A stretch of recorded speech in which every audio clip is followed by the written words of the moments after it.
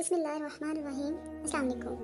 یہ دعا بہت خوبصورت ہے اور ہو سکتا ہے کہ دوسرے لوگوں کی آمین سے آپ کی دعا بھی قبول ہو جائے، تو آئیے میرے ساتھ اس دعا میں شامل ہوئیے۔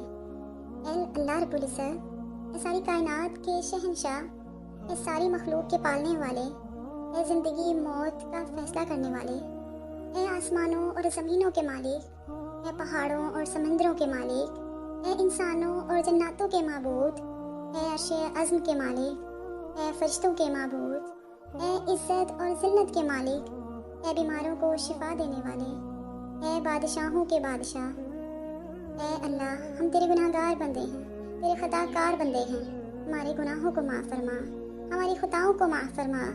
اے اللہ، ہم اپنے اگلے پچھلے صغیرہ کبیرہ سبھی گناہوں، خطاؤں اور نافرمانیوں کی معافی مانگتے ہیں۔ اے اللہ رب العزت، ہم اپنے گناہوں سے توبہ کرتے ہیں، ہماری توبہ قبول فرما۔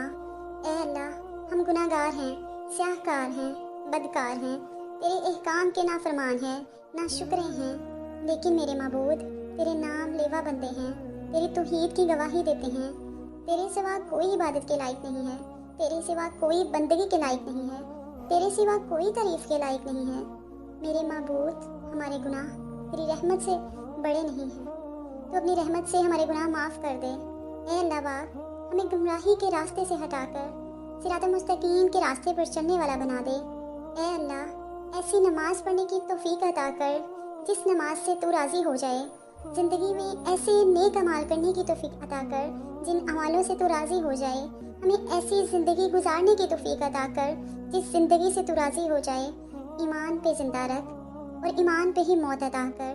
اے اللہ، ہمیں تیرے احکام کی فرما برداری کرنے والا بنا اور تیرے پیارے حبیب جناب محمد رسول اللہ صلی اللہ علیہ وآلہ وسلم کے نیک اور پکیزہ آداب کو اپنانے والا بنا دے۔ اے اللہ، ہماری پریشانیوں کو دور کر دے۔